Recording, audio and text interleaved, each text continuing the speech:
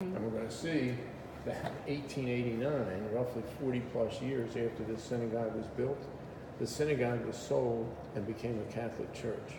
Okay. So you don't see that happen too often. St. John the Baptist Lithuanian Catholic Church.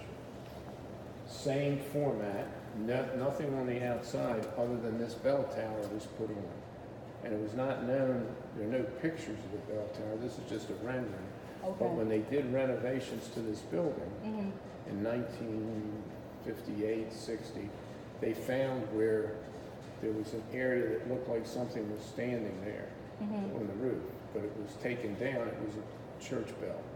Okay. And that was used to call people. Now, the Lithuanian, remember I mentioned to you that the port is not too far away. Right. So people were coming in from Europe, and the Lithuanians were coming in. They wanted a church. Okay. You had Germans here, you had Italians here, you had Polish people here. The Lithuanians didn't want to pray using the same guidelines and the same prayers. Even though it's Catholic, the Lithuanians were a little different than the Polish or the German Catholics. So they wanted their own church, and in 1889, they bought this church. Okay. It was bought with the help of Cardinal Gibbons, who was the cardinal at that time in Baltimore from Maryland and Delaware and D.C.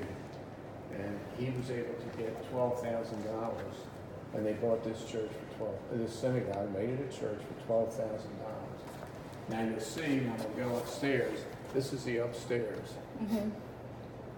But when the church came in, they actually took everything, the Jewish people who had the synagogue, took out all the things that made it a synagogue on the inside. The ark, and then confessional booths were put up, another altar was put in, crucifixes were put in. So they changed the whole entire thing. Right. They didn't change the seats, Okay. just the religious aspect of it. Now in this picture you'll see, this is the Star of David, which is a Jewish star, and we're going to see it over here. But it's the oldest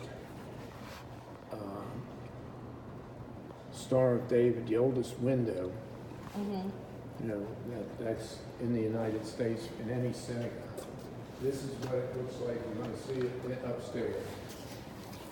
Okay. It was stained glass, and it was put in when the synagogue was here, and it was left here for when the church was here. And this is just a rendering of it, but the kids can put it together and take it apart when they're here. Now, spend a couple minutes. Lithuanian group families started to come over here, and they increased tremendously.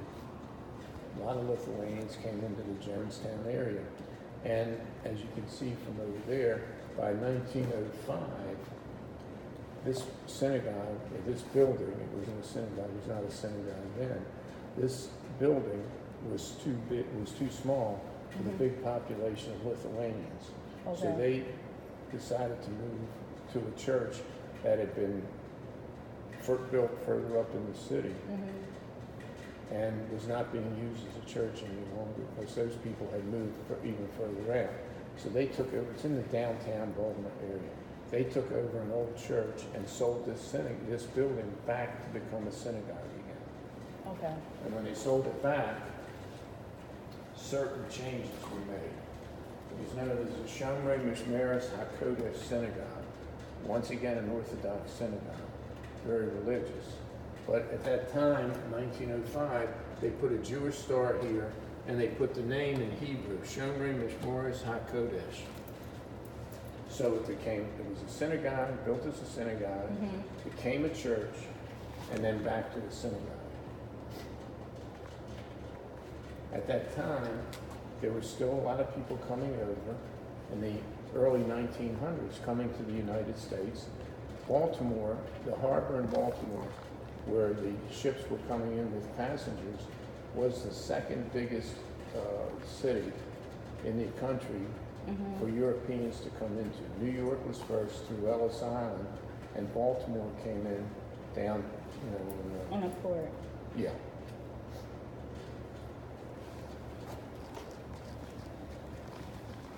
still had the immigrant community living coming in down here. A lot of them still were the same business, tailors, merchants, peddlers. They'd say, go around the area selling their wares. And they used this synagogue again as a stop for Orthodox Jews, a place to pray. Mm-hmm. Here, in doing some excavating, this is the stained glass window that we're going to see upstairs before it was put back in. They found it was not in perfect condition, so when they did, they took it out, found, the color of glass and remade it, and to make it into the Star of David, the six-pointed star. Now, when I mentioned to you this is used downstairs, this was used for services. This is what it would have looked like, the benches and things like that. There's an ark that would have been on the wall there. And that was used for the daily services in this synagogue, morning and evening. And on Saturday and Jewish holidays, they would have prayed upstairs. Okay. This is a rabbi who started to make this into not just a synagogue, but into educational area. Okay. He established a rabbinical school here, and he established a day school for boys, Jewish boys to go to day school. His name was Rabbi Schwartz.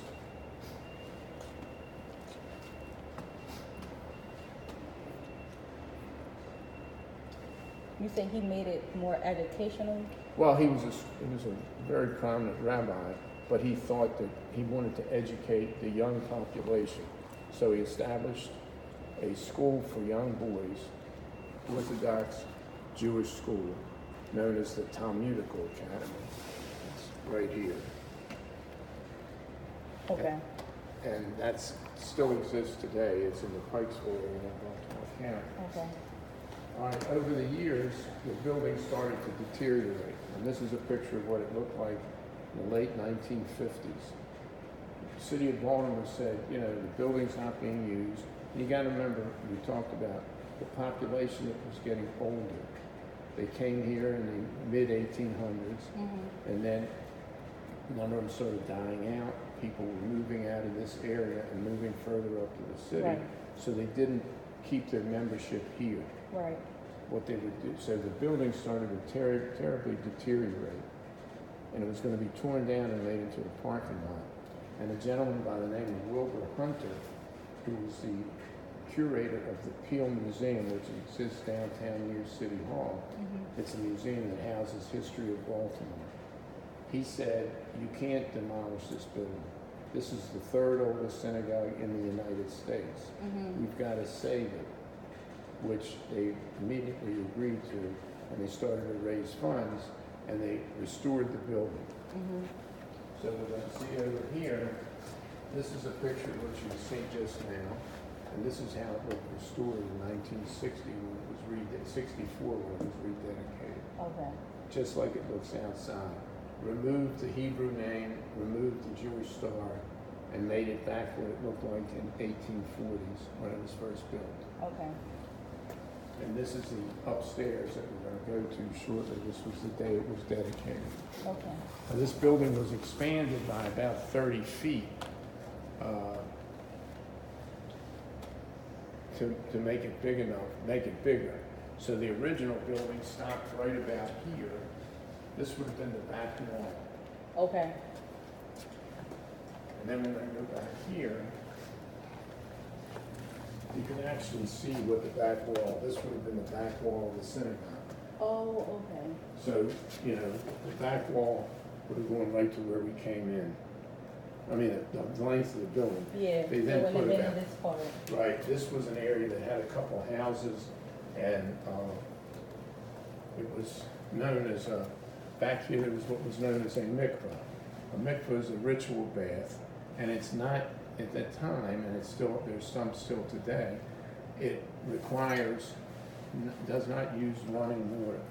There would have to be a cistern, and water would be put into this, would come into the cistern from rain and snow melting, things like that, and it would be purified and warmed, and you could, this was used as a ritual bath right here. okay.